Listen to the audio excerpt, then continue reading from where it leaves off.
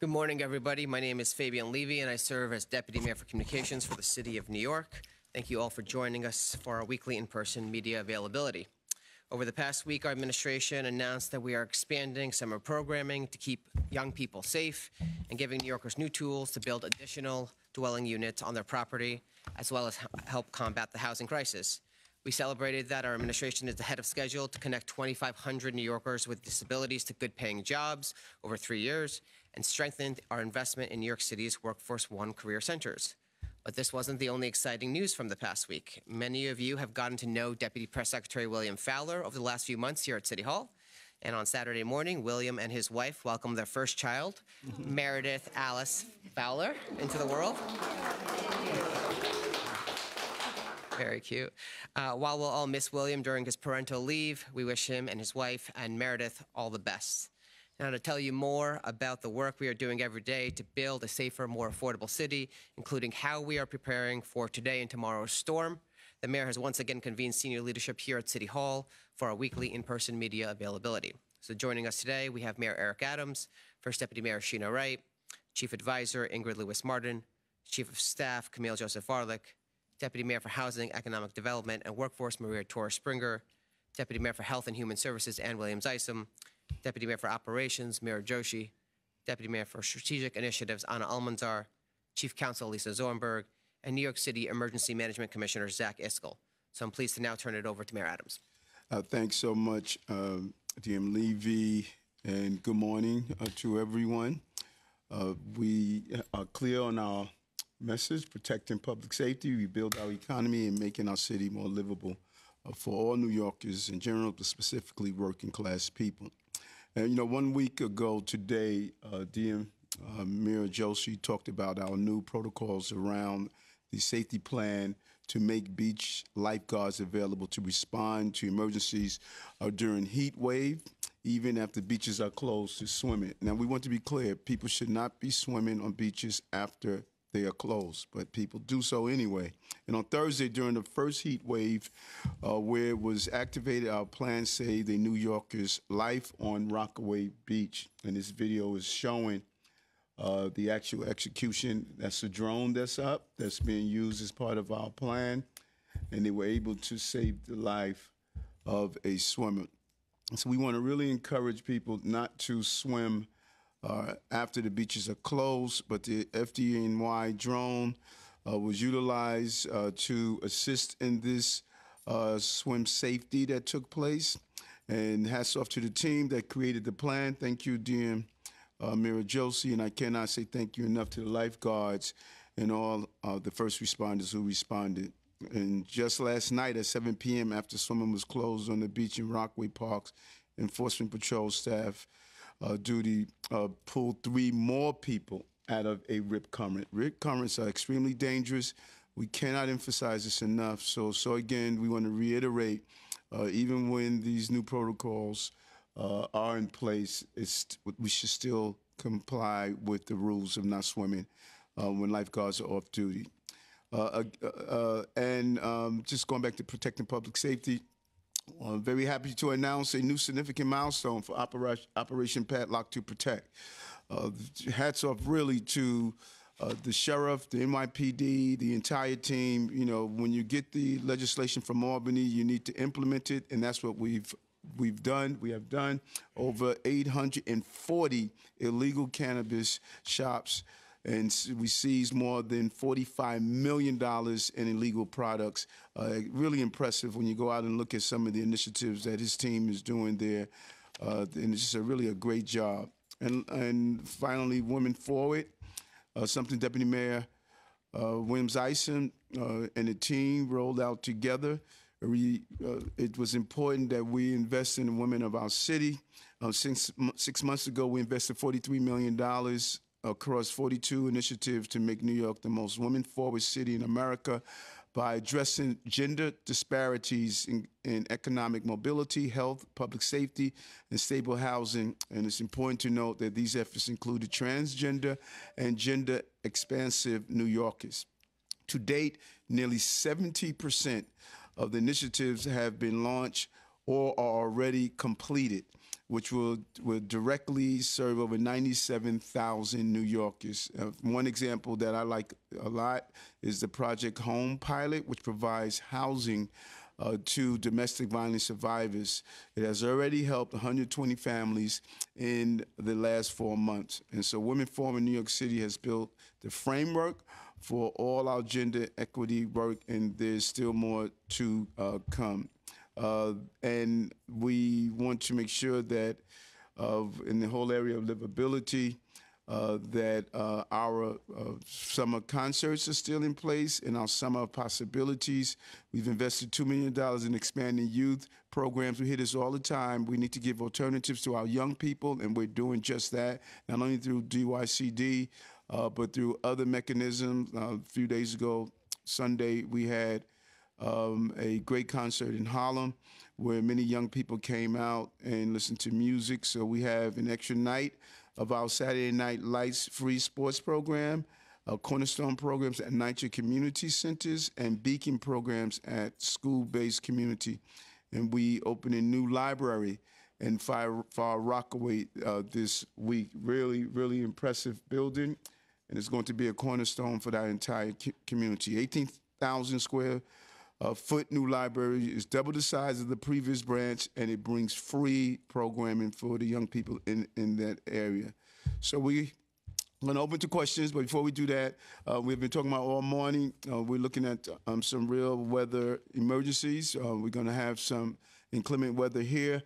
Whenever Zach Isco is at the press conference, you have to worry, or the off topics, you have to worry, because things are about to happen. And so over the next few days, we have a risk of extensive rainfall, possible flash flooding, and chances of damaging winds with thunderstorms. And so notify NYC, we cannot say it enough, but we're using other mechanisms as well to notify New Yorkers, but we're really encouraging people to sign up for Notify NYC. And so I want to turn it over to you, DM Levy? Sure. Thank you, Mayor. And just want to also give credit to DM Tora Springer and her team on Women Forward NYC. I know that was a big initiative of theirs. All right, Liz. Hi, Mayor, how are you? Quite well. How are you doing? I'm doing well, thank you so much. I'm sure you've heard about the comptroller's report on DOTCO. It was a very hectic time. You were dealing with this huge emergency with the migrant crisis. The report talks about how the city paid for nearly 10,000 unused hotel rooms, and that's taxpayer money. Can you talk about what was happening at the time where that was allowed to happen? We don't have enough time to talk about what was happening at the time. Trust me, when we were getting these large number of people who were being sent from Texas and other parts of the country, at one point we were receiving 4,000 people a week, 8,000 every 2 weeks, 16,000 a month. We had a total of over 210,000 people that have arrived at our city, larger than the size of Albany, New York. We've all heard this over and over again. And when you get that call in the middle of the night, you need 200 rooms. A bus pulled in, you need 150 rooms. You need 300 rooms. You don't have time to call Motel 6. You better be prepared. And that's what this team did. And it is very comfortable to sit in the bleachers and, just be a detached spectator. But when you are running a city as complex as this, you have to be prepared. And that's what this team were able to do. Camille, you or one of the team, DM Isom, y'all want to touch on this? Sure. Thank you, Mayor, and thank you for the question. I think the mayor covered most of it, right? So certainly we know the numbers. We know what was happening at that time. The audit covered a very specific period of time, May to June of 2023, which was over a year ago. Before the audit had even started, we had already implemented many of the changes that the comptroller was asking us to make. And we'd also launched an open competitive RFP process to replace that contract. But again, can't underscore enough the unpredictable nature of what was happening at that time. Over 4,000 people coming in, we needed to make sure that people had a safe place to stay. I think that we have demonstrated that we have been able to do that. We have kept families and children off the street, which was the mayor's North Star, and we negotiated a flat rate of approximately $170 per room because there was price gouging that was happening at that time. We needed to make sure that we had hotel capacity to absorb the folks that were coming in, and we needed to make sure that we locked in a price for the city. And you recall what was happening back then? We were fighting in court because the demand of you had to be in a bed by a certain hour or not in the evening. So we didn't have the luxury to try to find spaces when it was coming at that rate. And I'm sure that, you know, if you've never had to manage a crisis of that magnitude, then you're going to really just have some second guessing. And, you know, we continue to move forward. And the crisis has not gone away. Yes, you can. This is about micro-mobility lanes, and this is my final question, thank you. Yeah. We have seen on open streets, I did a story about this last night, where mopeds are not supposed to be there, but they continue to zip by. It's happening in Jackson Heights, it's happening in Park Slope. Councilmember Shakar Krishnan says that the DOT just is not keeping up with the times. He's been working with them for several years, trying to get them to change the design of certain streets. Are you considering having a lane just for mopeds and scooters? Apparently it's happening in other cities, successful. He claims that New York is dropping the ball here. But we have issues with illegal mopeds and three-wheel motorcycles and dirt bikes, which are not supposed to be on our roads anyway, and unregistered. And that's why we took over 40,000 off our streets and destroyed them so they won't return. There's an education, there is enforcement, and there is legislation. We think we need to do more to ensure before these bikes get on our road. I think Assemblywoman Jennifer Rajkumar is right. Before they get on our road, they should have insurance and registration so we'll know what we're dealing with. And we're looking forward to that legislation during this legislative cycle. Police is doing their enforcement as well. Now, when we talk about building more lanes, DM Mira Joshi, you want to sort of Sure. talk about that? I think, you know, when bike lanes really were rolled out under the Bloomberg administration, it was revolutionary for the city. And what we considered would be in those lanes was restricted to things that are just powered by humans. So much has changed since then, and these are now commercial corridors. These are people's office space. They're where hundreds of thousands of delivery workers, whether they're on cargo bikes or individual bikes, are working every day. And so we need to shift our thinking about how we regulate those areas because they're becoming a lot more like roadways. We've had some really productive conversations with the council member, and I personally went out and did a walkthrough of 34th Street to understand how do we redesignate where the bike lanes are because of the problems that they're having with so many mopeds, even though the signs are up coming there, and really understanding how do we accommodate on our roads where space is already a scarcity. We have so many things competing for New York City sidewalk space and road space, but really understanding how do we keep the commercial traffic limited when we're dealing with an open street. One example of a future perspective is if you look at 10th Avenue, where because of the volume of bikes, cargo bikes, e-bikes, mopeds, traveling down 10th Avenue in Manhattan, DOT doubled the lanes so that they could accommodate them. That is one approach to do. You can't do it everywhere. As I mentioned, we have limited street space. But it's certainly something that the DOT and the City Council and the Mayor are very interested in trying to get a handle on how do we regulate this new commercial corridor, which is what we used to think of as a traditional bike lane. And DM Joshi, the Department of Sustainable Delivery that we announced in the State of the City that would also have control over some of these things, and we're hopeful that the City Council is going to support that. Yeah, we've been working very closely with the City Council on a regulatory framework that would help to license those entities that are dispatching a large number of the micromobility that you see on the streets. And in that framework would have safety requirements. And that would be an enforceable way to change the tone of what we're seeing in the bike lanes. Okay, thank you. Mr. Mayor, Yes, all right, yeah. My colleague Keziah Glow interviewed Dr. Mike Jones, Emergency Department up at Jacoby. He's representing the Doctors Council at SAIU. He reported that doctor retention is an all-time low in H&H, which is, of course, the pride of the city because it provides health care to everyone, irrespective of their immigration or insurance status. But furthermore, he said, despite the hospital being situated in a Black and Latino community, the rheumatologist specializing in lupus has been transferred to a private facility where no doubt they're making more money. This is particularly concerning as Black and Latino individuals have the highest incidence of lupus, and now they lack a specialist to understand their specific needs. We've heard similar concerns about maternal fetal care specialists. We know about your administration knows about that. According to the Doctors Council, there is a staffing crisis that's having a real impact on already stressed communities of color. So I know you have defer a lot to your OLR and the rest, but in light of the crisis we saw with COVID, do you think that there needs to be an extra attention to supporting our healthcare professionals who are also at the table with EMS? And I just think that this is, we're stuck a bit in terms of breaking through so these people can make a commitment that we want them to make to stay with the city for a professional lifetime. And we need them, and I'm sure Renee would tell you, and all the unions would tell you, the issue of retention is universal and real, and also employment. And when the mayors that were here, African American Mayors Association, they talked about this in our cities.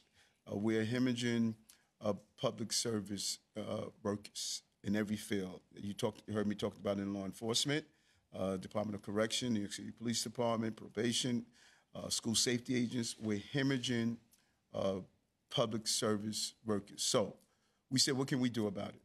We could be fair in our contracts. We settled over, I think we're about 96%. And when you look at when the members voted on the contracts, we're getting anywhere from 94, 95% ratification vote rates. And that's from our teachers, our police, our DC 37 members. And we put other things inside there because we believed these members were being treated unfairly. And as a union member for much of my adult life, I understood that. We have to make sure we negotiate and settle these contracts. We need our doctors. We need our hospital personnel, and that's what we're going to continue to do. And I have a lot of faith in Renee Champion, I like to call her, on her ability to settle these contracts. And you want to add anything to that? No, just that Dr. Katz is always monitoring capacity to make sure that we are giving New Yorkers what you need, but you bring up a lot of good points, and so we're paying close attention to it. And the only thing I'll add is that I think today, former Mayor Bloomberg's foundation announced a $600 million commitment to historically Black colleges, medical schools. And part of the reason, the loans for medical schools are very expensive. So to create more doctors who are culturally competent is an important partnership. And Mayor Bloomberg has been a huge partner with Mayor Adams in this administration. Hi, everyone. How are you? Good. Thank you. So I reported recently that the city doesn't have new classes ready for preschool age students with disabilities ahead of the new school year. Advocates have expressed concerns about that. Some of your opponents, like Brad Lander and Zelda Myrie, have also blasted the administration. Mr. Mayor, can you speak to why you haven't fulfilled your commitment to ensure that every one of these students has a seat by spring of 2023? Well, this was a huge issue for us, and Camille can go into it even more. We saw that this was not being handled previously, and we committed 800 seats. We reached 900 seats, and many of the advocates applauded us for, the stance we took on this because we knew it was a problem, and we wanted to make sure that we addressed it head on. Camille, you want to go into it? Sure, absolutely, sir. So I would push back and say that the administration is absolutely prioritizing equity of access for our students with disabilities, as evidenced by our announcement of the first ever preschool contract enhancement in 2022, where we committed to delivering 800 seats, and we delivered more than 900. In addition to that, we've also created a new division at New York City Public Schools, which is very focused on expanding and enhancing opportunities and programs for students with disabilities. And we've invested $55 million to open additional preschool and special education classes. And so we advocates should continue to raise their concerns because they're advocating for a very important population that have been ignored for a long time. And we sat down with the head of My Time Inc., Lucina Clark, and others to see how do we move forward. But when you do an analysis, not only did we go after our target of 800 seats, but as the Chief of Staff stated, we superseded because that's our goal. We know this is a population that we need to give the support that it deserves. Hi, Mr. Mayor. How are you? I'm good. How are you? Good. New York City released a climate budgeting report earlier this year that forecasted a 74% reduction in greenhouse gas emissions by 2050. And part of what went into that forecast was the planned implementation of congestion pricing. I'm curious, has the city done an updated analysis of how its own emission reduction targets will be impacted if congestion pricing isn't implemented? And how do you make up for that if there is no congestion pricing? Amira, you want to respond to that? Yeah, I'm happy to answer that. And, the governor has stated that congestion pricing is on pause. So there are a number of ongoing projects that congestion pricing was integrated within. And so most of those projects have to sort of pause for a minute as well or recalibrate. But until the final decisions on congestion pricing are made, nobody's going to do a full final analysis. So we'll wait till that happens. But I do want to take a moment to highlight what the work that the city's doing beyond congestion pricing to lower emissions. Implementation of Local Law 97, which is a huge undertaking and not necessarily easy, but absolutely essential for clean air. Buildings are the #1 emitter of pollutants in our city and nationwide. And also Local Law 97 is opportunity. It is a jobs creation initiative, and we imagine tens of thousands of green jobs will come about through the retrofits that buildings will make in order to lower their emissions. We're also pushing on the transportation side. We've won lots of federal dollars to turn our school bus fleet EV. We have a zero emission mandate out for our for-hire vehicle fleet, which is by no means small. It's close to 100,000 vehicles. And we have EV infrastructure that is popping up throughout the city. That will allow New Yorkers to invest. We have the benefits of the IRA federal tax rebate that incentivize the purchase of EV vehicles, and we're leading by example. We have a very electric-forward municipal fleet equipped with a charging infrastructure for our municipal fleet throughout the city, and we'll continue to push because the hardest challenges are electrifying our heavy-duty equipment. But we are not going to shy away from that challenge either. So congestion pricing is one factor. It's on pause. As we sort out what the future looks like, it'll be integrated into all analysis that's dependent on traffic and emissions. But we are certainly not waiting on congestion pricing. We have several initiatives moving forward that are aggressively lowering emissions in New York City. Hi, Mr. Mayor. How are you? Good, thanks. Good. So I just wanted to ask, what's the city doing about what's been described as a humanitarian crisis around Midtown West? And in light of council member Botch's call for social services and the subway shoving, what are the city's mental health teams really doing? Oh, the humanitarian crisis is not around Midtown West, the West Side. The humanitarian crisis is that we have to deal with the influx that this city has been dealing with. I mean, we've had recent reports. I can just give you a list of things that were happening in that area. Such as sleeping on the street? Well, no. I mean, people are openly using drugs. Another example is having sex on benches. A Holiday Inn that was taken over, and needles and crack pipes littered on the ground. Is that not an issue for the city? Yeah, remember there was a city council law that was passed that says people have the right to sleep on the street. Okay, so my agencies cannot break the law to enforce the law. And we must be clear on some of the laws that are put in place. We have to run the city around those laws. And this is what we advocate for.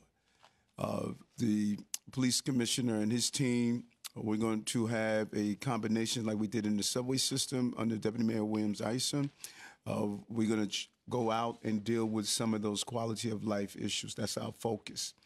But there are many, many laws, more than people realize, that prevent us from, as one would say, moving people along.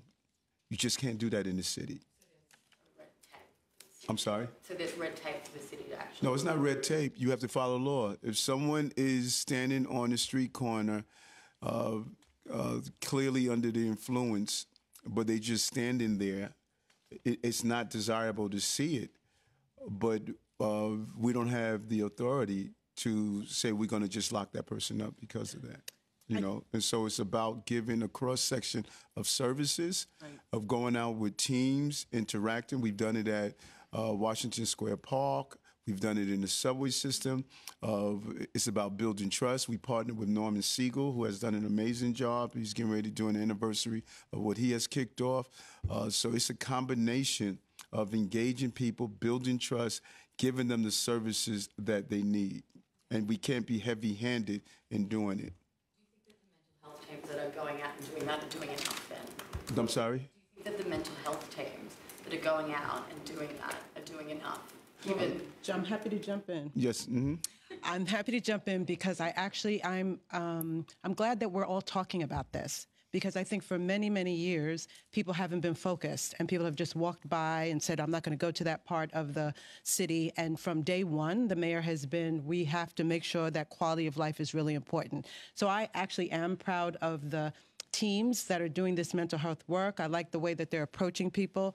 The mayor said you can't be heavy-handed. That's why outreach, consistency is really important to connect people to harm reduction programs, to treatment, to make sure that people who want to come in are getting connected to support. It's not a New York City problem. It's a national problem. And I actually think that when you look at other cities around the country, not to throw shade on my other sister cities, we have a lot of resources. We have a lot of innovative approaches, and we just have to keep at it. A lot of people are in a lot of pain. And when people are in pain, they do a lot of things. It also means, though, that New Yorkers shouldn't have to, we should feel safe. I should be able to have my adult young daughters walk in places and feel safe. So I think we can do both of those things at the same time.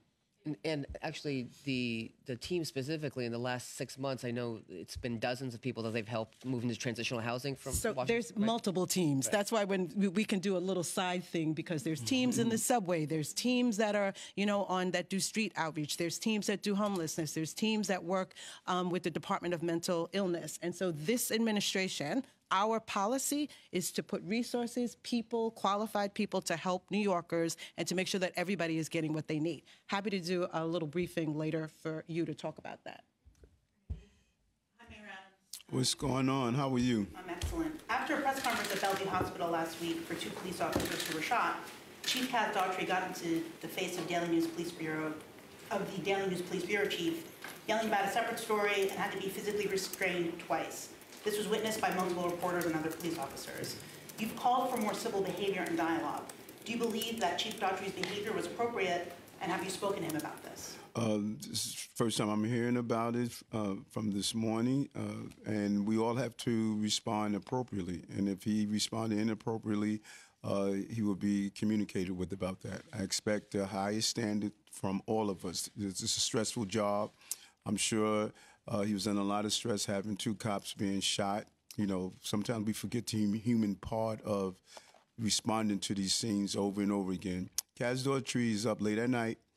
He's responding to children being shot. He's responding to some of the most horrific conditions that you can imagine a person to experience. And he has to have the level of professionalism that comes with that. And I tell the team all the time, we're all under a lot of stress, but we have to maintain a steady hand because people are watching us and they want to know that we can manage the stress that we experience. If he did something inappropriate, he has to be communicated with. But there's a process of reporting if someone does something inappropriate. But so will you investigate it? And I mean, given the context, what he asked about was another story about him or his driver running red lights. That's what he allegedly told the police bureau chief. I mean, given the context, you're at a briefing for 2 police officers who were shot, they're about to be released. Do you think, given that larger context, it's appropriate, and will you investigate? The police commissioner, and there's a process. If someone, I don't know if you're reporting it on behalf of someone or just someone reported it to the police department. There's a process on reporting, and they would take that necessary step. What I'm clear on is that there's a level of professionalism that we all have to show. Due to budget cuts, CCRB no longer investigates discourteous words. Hold on, let her finish. Let her finish. I'm sorry. What you I know saying? CCRB has said due to budget cuts, they no longer investigate cases of discourteous words or whatever like that. So I don't know. I mean, given that this involves a member of the media and someone who has a high-ranking position and it was witnessed by the people, I don't know if you're going to inquire further. There is no budget cut in the history of the city that would stop people from determining if a police officers operate inappropriately. So don't anyone tell you that. There are always avenues, and I'm not going to put my thumb on the scale. There's a process, and we will follow that process. Monica. Hello, Mr. Mayor. How are you? I would like to ask you, last week there was a tag robbery with a gun involved at a mail carrier, a USPS mail carrier in Maspeth. This was a Polish and American mail carrier, and this is a heavily Polish population. Yes. So I'm writing about it, but I would like to ask, because that person has not been caught yet, and from what I understand, it's a bigger pattern. It's even a ring of mail theft that's happening. Can you comment on that? I know it's federal, I'm in touch with USPS, but what is the city doing and to prevent the mail theft and to also protect the workers? We're clear, 17,000 guns, illegal guns off our streets. Can I say it any better? We created an anti-gun unit. They are out there going after those who carry illegal guns, not only against mail carriers, but against everyday citizens. They're bad people who are doing bad things to good people. And the police department has been extremely on their front foot to fight against that, and we're going to do that. And we will catch the person responsible for it, as we did and as we are doing on so many times. You know, my heart goes out to the trauma of delivering mail and then having someone approach you with a gun. No one wants to go through that experience. It's extremely traumatic to have a gun pointed at you. When you rob a mail carrier, it carries additional penalties as well. And so we will conduct an investigation. The chief of the Detective Bureau is going to allocate the necessary manpower, and we'll find the person responsible. Do you know if this is like a broader pattern that New York City is working with other cities? Because I know it's happening in other cities too. I have not heard that, but I will look into it to find out. Normally there's a pattern in my meetings with the NYPD and the leadership. They bring them up. I have not heard that there's a pattern, and maybe a national pattern. I don't know. I will look into it. Thank you. Ethan? Mr. Mayor. What's happening? I'm good. How are you? Good. Your corporation counsel pick, Randy Mastro, has spoken about wanting to push back on a potential second Trump administration. You know, but while his nomination is being considered, I'm wondering if your administration is thinking about another Trump presidency and how that will affect the city, you know, in terms of federal dollars and approvals. And then separately, last week at an NABJ event, President Trump, former President Trump, suggested that Vice President Kamala Harris only identified as black a few years ago, which is false. Was just wondering for your reaction to that as well. I know that I've always identified with being black, you know. What? You know, I think that, you know, during the campaign season, there's many things that are hurled back and forth, back and forth. This is, you know, this is only the beginning of it. I made it clear. I am rocking with the VP and Tim, the announcement that she made today. I'm excited about that ticket. We're going to be focused on that. And we made it clear that Randy is a great corporation counsel pick. I mean, when you look at what he has done, and actually really he personifies what a corp counsel is, represent your client. And the vastness of the clients that he has represented and what he has fought for, I think we should all be proud of having someone with that level of skill. And so he's going to go through the process, and I'm hoping the city council folks to give him a fair opportunity to be heard and to you know, to move forward in the right direction. And Randy's committed to fighting inequities, no matter who's in office, and I'm sure he's going to do it if there's a Trump presidency, that But I feel strong about moving forward with the VP and the ticket that she's put together. Quickly follow up on Governor Walz, and then I do have a flooding question I'm sure the emergency manager will want to get in on. I'm just curious if you've ever met Governor Walz. I could have. I don't recall. You know, you meet so many folks. I don't recall, but I looked at. I love one video I saw with him, with his daughter, where he was on the slingshot ride, and they were at. I thought it was a very creative way. You know, he does something old, she does something new. If that was me, we would have to have asterisks on the new stuff because I'm not getting on that ride. You know, but I think that people are looking for authentic leadership, and I just believe he brings this very authentic leadership that his daughter. I think his daughter says she's a vegetarian. You know, so I'm excited about what's going to happen on the campaign trail. But I don't recall our paths ever crossing. And then on flooding, this is arguably the most serious overnight rain we've seen since 3 years ago when we had that horrible night in Queens where we lost so many in basements. And large part of that was heavy rain overnight. This may be the most serious instance of that since 3 years ago. I'm wondering how well you have the basements at risk identified at this point, and at what point you push an alert that says, get out. Yeah, Zach, you want to? Yeah, absolutely. So appreciate your question. On the first question, I actually have met Governor Tim Walz. I want to reflect that for the record. A couple of years ago, he reached out to me to talk about veterans' mental health when he was the ranking member of the Veterans Affairs Committee. As a private citizen, I'll just tell you, he's a wonderful guy. Was interested in bipartisan solutions. He's kind. His staff was aces. He's a great guy, and he's really it's a great choice. In terms of the weather tonight, thank you for bringing this up. New Yorkers need to be taking this seriously. First off, we have a mayor who one of the first conversations I had with him was how we could replicate some of the multi-channel techniques he used on the campaign trail to make sure that we're reaching all New Yorkers. And so, we talk a lot about Notify NYC, but because of the mayor's leadership and his emphasis and his knowledge of how to reach people, we have a pretty expansive portfolio of ways that we reach people. We work with community-based organizations. We have a AWS system that reaches out to over 2,000 community-based partners that serve people with disabilities, functional needs, dialysis centers, older adult centers. We're doing a lot. We have drones out today that are going to be messaging in certain neighborhoods as well in multiple languages, letting people know that this is something that people need to take very seriously and notifying the public that there is significant weather coming into New York City. One of the problems we have with rain, as opposed to coastal flooding, is it is very hard to know where the rain is going to fall. So we know that there are areas that are more high risk for flooding. You don't know if those areas are going to get rain, unlike coastal flooding where you know and can model when that water comes into Jamaica Bay, New York Harbor, where that water is going to go, what areas you need to focus on. We can't really do that with rainfall. Right now, we know the target is the tri-state area, and we are expecting very significant rainfall here in New York City. I will tell you that we've got life safety folks all over the city, FDNY with high axle vehicles. We've got NYPD out. We've deployed the tow truck task force around the city to remove vehicles. We've done all of the messaging that I've talked about. DEP has been out there with our other infrastructure partners like sanitation, clearing catch basins, working closely with the MTA.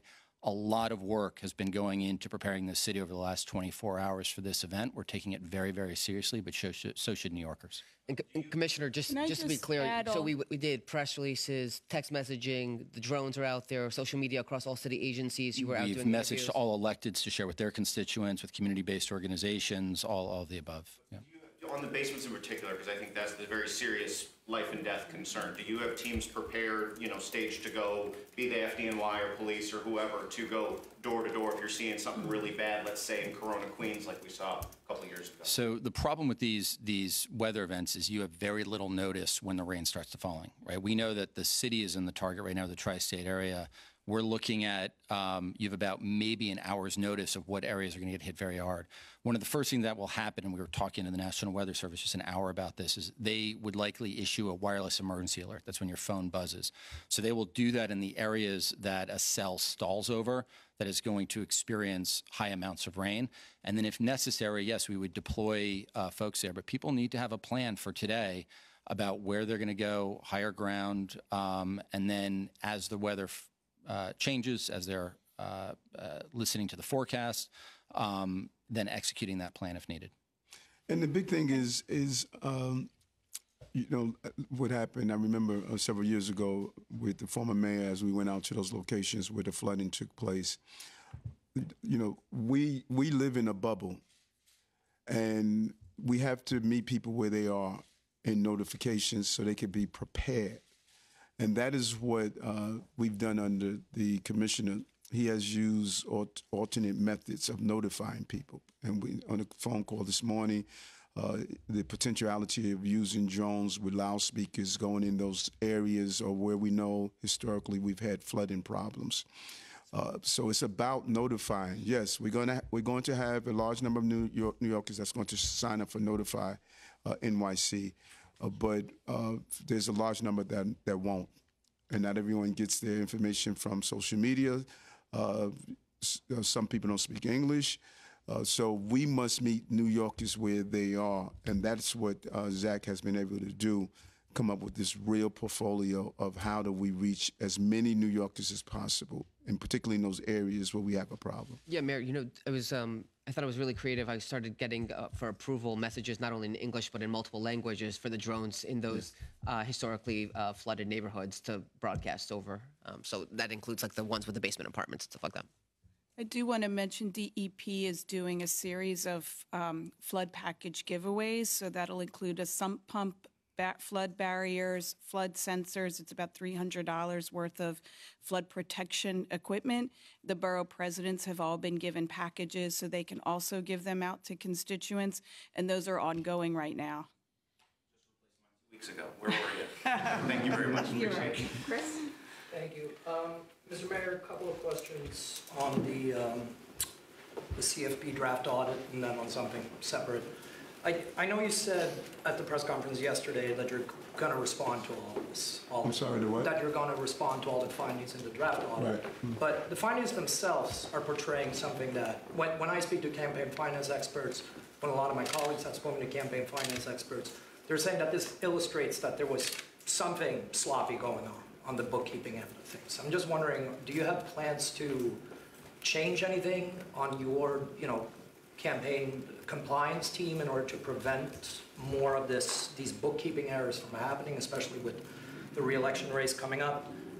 On a specific expense, there was this $10,000 that was spent on a car repair. Can you clarify who got in a car accident and why were campaign funds used?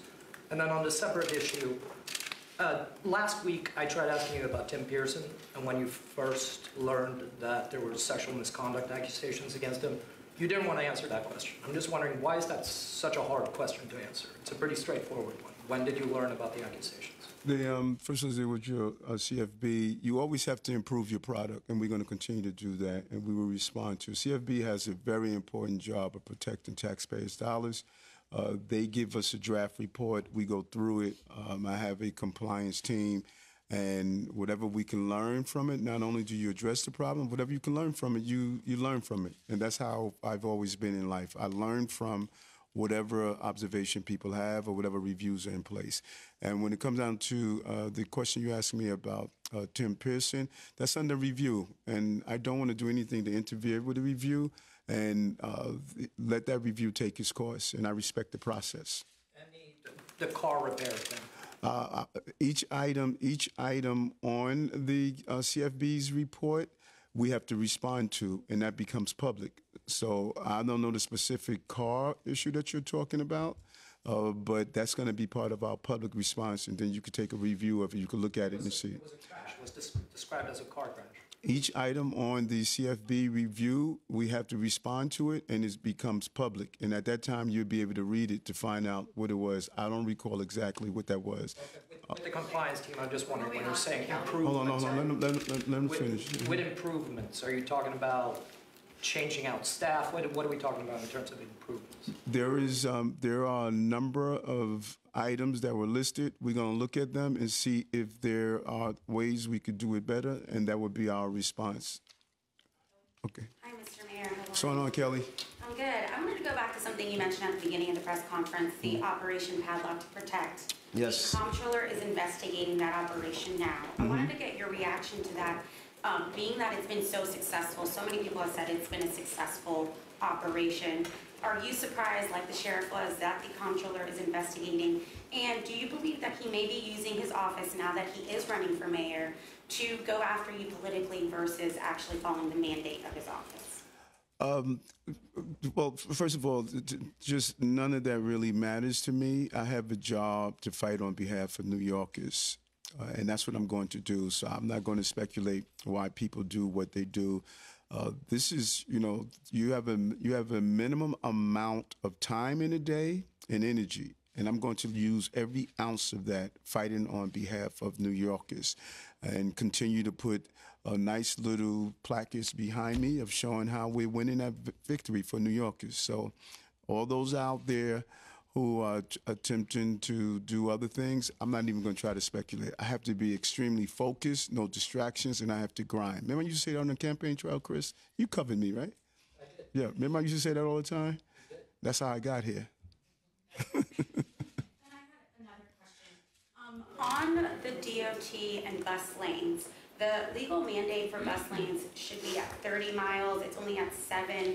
I wanted to know, does the administration plan to identify more miles to meet that legal mandate to get to 30 miles? And why aren't more bus lanes being built if low-income New Yorkers use buses, people of color, they've been very successful when they are created? What's the plan there? Sure, thank you. The streets plan has a number of benchmarks, including bus lanes, for example, bike lanes as well. And we've made historic mileage numbers for protected bike lanes, and that's an important means of transportation for many, as we were just discussing earlier. But we have, since this administration took office, done improvements to bus lanes that have helped about 700,000 New Yorkers, and we have more bus lane projects on tap, including Hillside, Queens, Pike Street in Manhattan, 96th Street, 2nd Avenue, Tremont Avenue in the Bronx, and there's more. But what we can't do now in the middle of a construction period is give absolute quantities on the number of miles complete. We do that at the end of the year. This is work that's very weather dependent, so the ability for us to stripe and do the milling and paving that needs to be done is dependent on when we have the opportunity to get the crews out there, which is why we do the final counts at the end of the year. Oh, hi, Mr. Mayor. What's going on, Liz? I'm doing well, thank you. Good. So this morning, Gothamist and WNYC, we published a story about 24 women who were at Rikers, and they filed sexual assault lawsuits, and they're identifying the same officer in those lawsuits. Now, prior to this, the same reporters did a story on 700 women who filed lawsuits under the Adult Survivors Act against corrections officers. And at that time, you said that there would be a very thorough investigation. Our reporter made the call to the law department, and we're yet to hear of any kind of investigation going on. And I wanted to get you to comment on some of the very, very horrifying and troubling allegations that were made in this story, and also if you will commit to doing a thorough investigation, as you said. Well, you indicated that there's, first of all, let's put these, if anything horrific like that happened, and people need to be held accountable. And you stated that this was a lawsuit that is pending. And so how does one say there's no type of investigation that's taking place? If there's a lawsuit that's taking place, you got to investigate exactly what happened. And, this happened decades ago. So I want to be clear that the public is not under the impression that this is something that happened under this administration. And when the lawsuit is under play, there's an investigation that is taking place to respond to it. But the law department defends the city in these types of civil lawsuits. Who is the investigator that's going in and investigating the claims that are made by these women? It seems like there are a lot of them. 700 is is a lot. You know, it's about, is there a culture at Rikers that is allowing this to happen? That's the investigation here. Yeah, and I can't answer that if there's a culture at Rikers Island that's allowing this to happen. That's what the review, even with the law department, that's the review that would have to be put in place. But I don't, you know, this is current litigation. I don't want to tread on the litigation review that's taking place, and it has to take its course. Yes, how are you? I'm okay, how are you? Two questions on two totally unrelated things. First, do you or Zach have an estimate of how many New Yorkers, and I know it's hard to estimate, but how many New Yorkers live in basements, and how many of those New Yorkers you've made contact with to, you know, alert them to the dangers of basement flooding? And then my second question has to do with migrants. There have been noticeable clusters of migrants sleeping outside of the Randall's Island and Hall Street shelters in parks and in tents. What is sort of your understanding of why some migrants are sleeping on the streets, and is it a concern for the administration? When you say notification, define that for me. When you talk about notifications to the basements, you're talking about mailings, you're talking about... I'm just wondering what percentage of, if there's some way to estimate what percentage of people residing in basement apartments have been made contact with regarding the sort of dangers inherent in flash flooding. I can speak to that a little bit. So on the basement apartments, we've done a lot of work over the last year. We've done meetings, we've done... last August, we did a big event in Diversity Plaza in Queens with a bunch of different organizations and groups. We recently sent out a mailer to every address in the city, encouraging people to sign up for Notify NYC with emergency information. We've done canvassing operations where we've been knocking on doors. So there's no shortage the amount of work that we've done, like in terms of quantifying that number. I'm happy to go back to my team and see if there's some way that we could try and quantify that for you. It might be hard to do just because the nature of so much of the outreach is not related to a specific door so much, but happy to see what we can try and do. And do we have that mirror? I know we did something around 80 U's. Do we have a mirror or Maria on basement, the number of basement apartments? What's hard about basement apartments, Mayor, and I think everyone here will understand this, is that there are those who live in basements legally and those who are illegally inhabiting basements. And so I don't have the number off the top of my head, but I think what is important to add to the conversation, in addition to all of the incredible work that emergency management does to ensure that those who do live in basements have information about extreme weather events, and obviously to the extent that there needs to be a response and the full weight of government is there, are all of the ways that we have been trying, either at the state level or at the city level, to legalize basements and to ensure that they are habitable and that they are safe.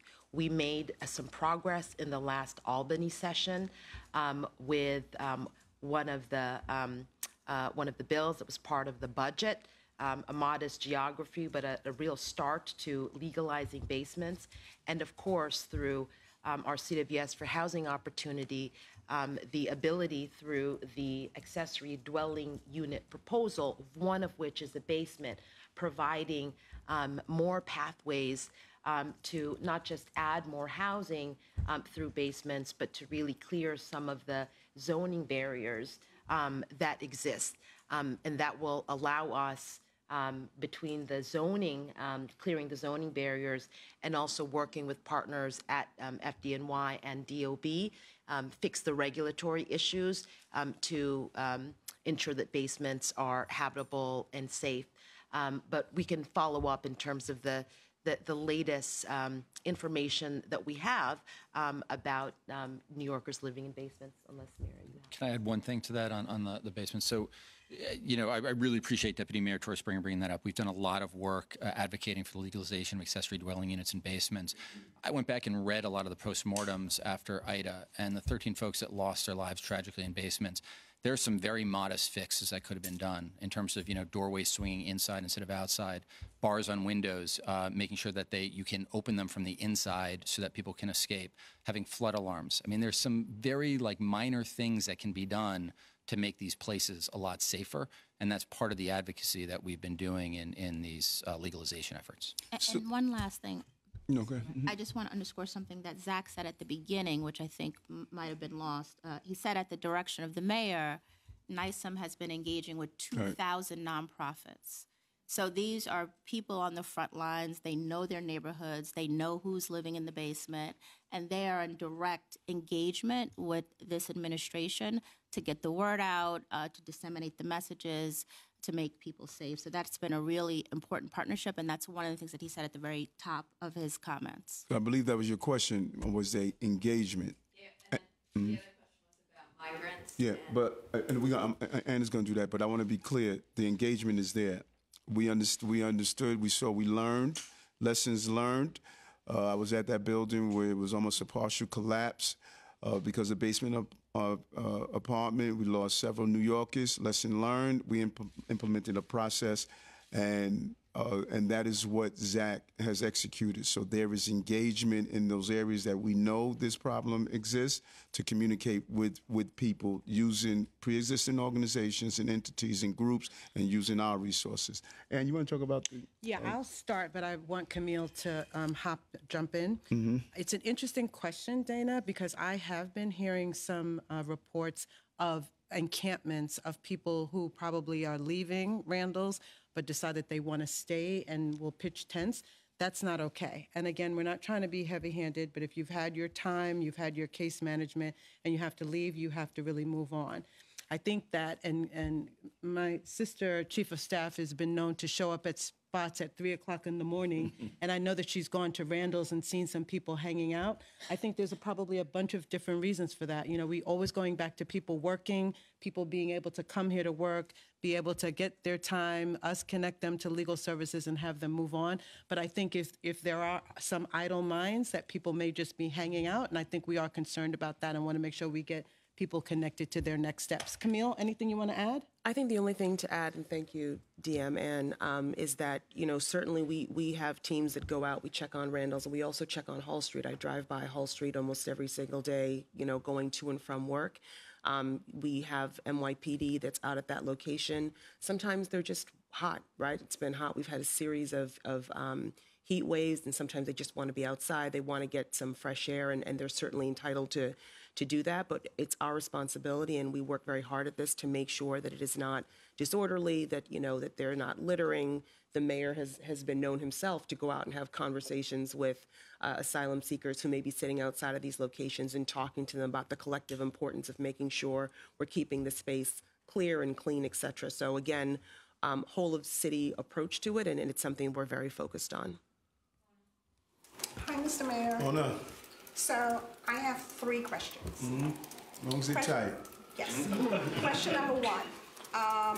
What are the updated numbers with regards to the Summer Youth Employment Program now that it's coming to an end? We're working on a story of District 75 students who are part of the Summer Youth Employment Program. So if it's possible to get more information on some of the District 75 schools whose students are part of the program. So that's one question. Second question is with regards to the Assistant School Safety Agents position, what is the status of that? I've tried to get answers from DCAS. They're just messing about. I'm not getting a straight answer. No one can tell me anything.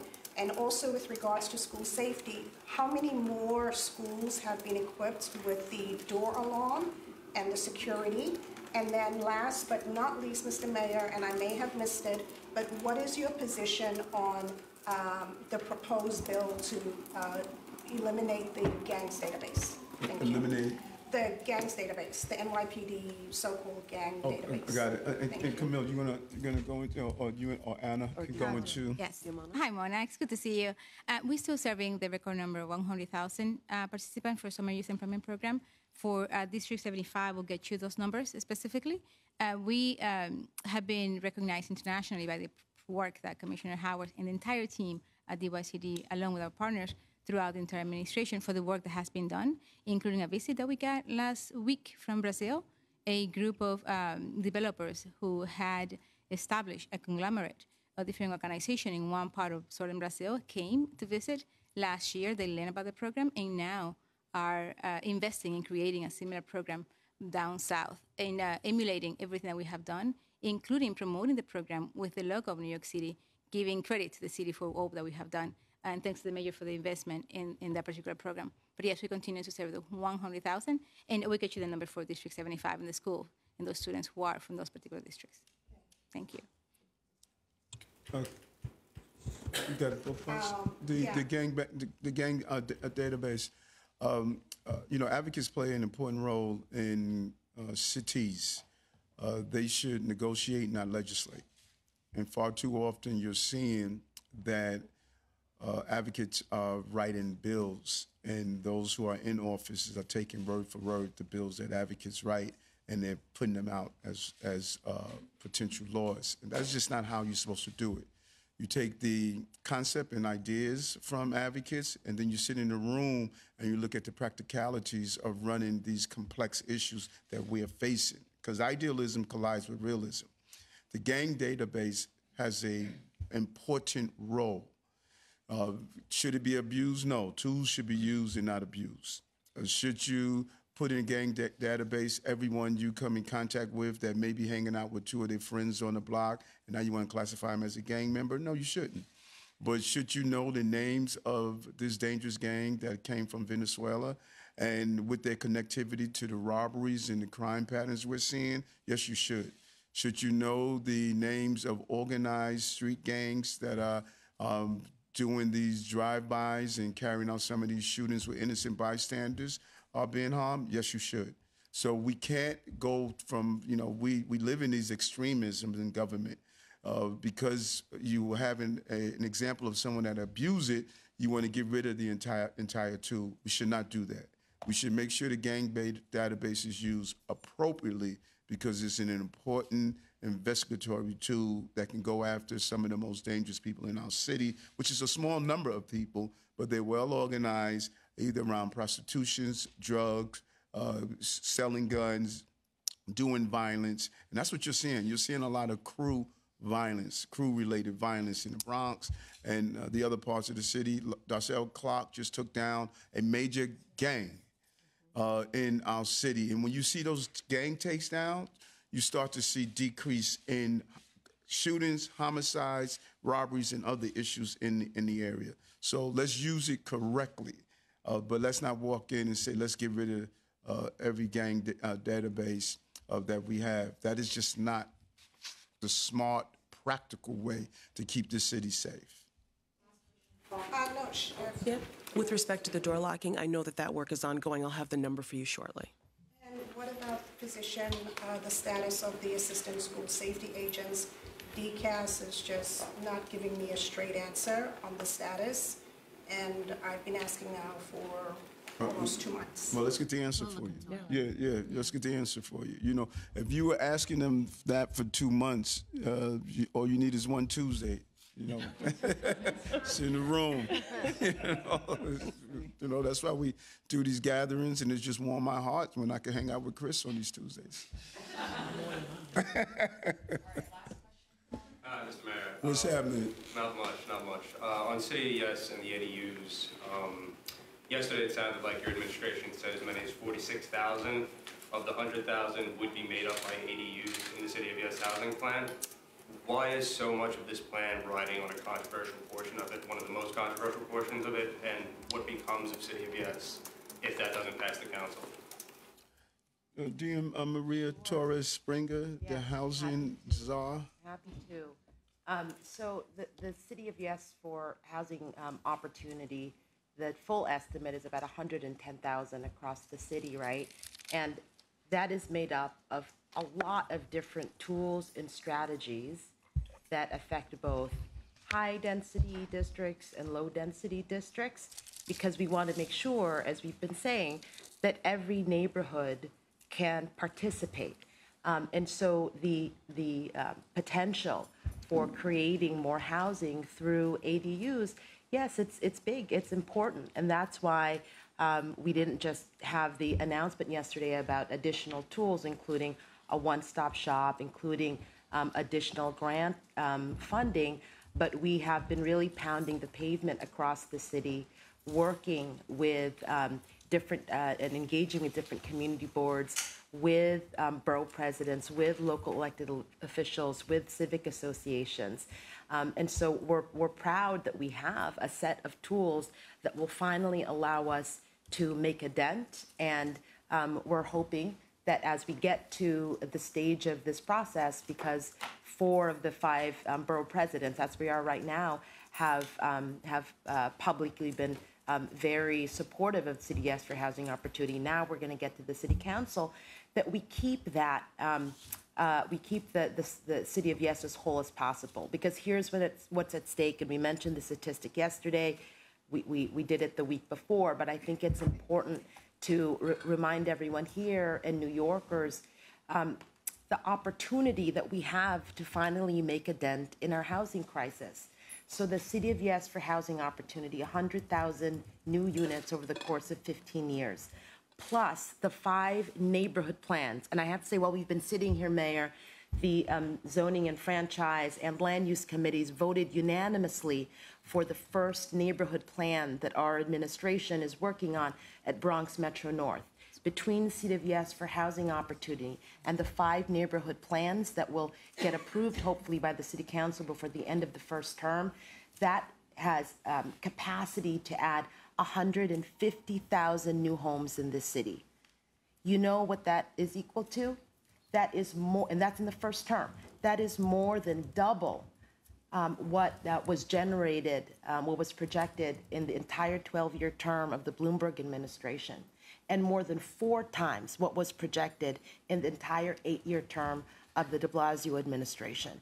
And so this is not just to compare those numbers, but to say that we have an opportunity with ADUs, but with everything else that I just mentioned, to move the needle on a housing crisis that has plagued New Yorkers for far too long. And so we're going to keep at it, including fighting for ADUs across the city, because we believe it's an important tool. Thanks, folks. Thank you. What?